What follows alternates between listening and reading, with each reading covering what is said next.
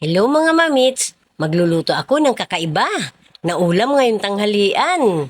Nakabili na ako ng yellow pin. Tara na, magluto na tayo. May yellow pin ako rito. Hiniwa-hiwa ko. Tinanggalan ko ng tinik. Linagyan ko na rin siya ng seasoning at linagyan ko siya ng harina. Pipituin na natin.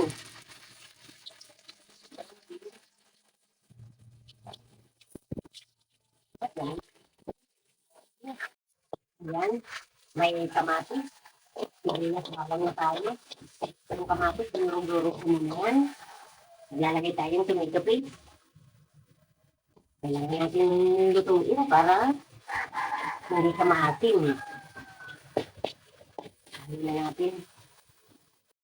Ito na yung prinito-prito natin na yellow pin. Lalagay na natin siya. Nabawan na natin yung konti.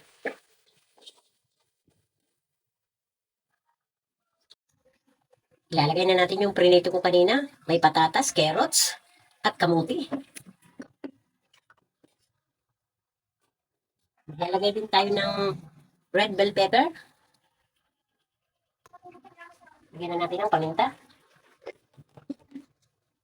At seasoning. Lagyan na rin tayo ng asin.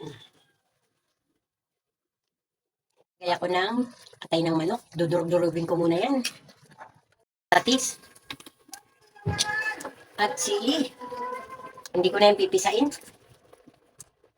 At yung atay ng manok na dinurog-durog ko. Maglalagay din tayo ng oyster sauce.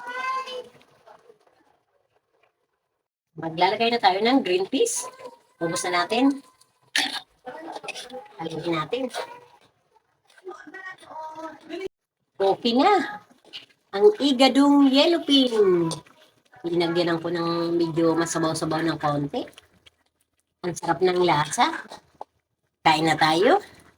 Follow and share.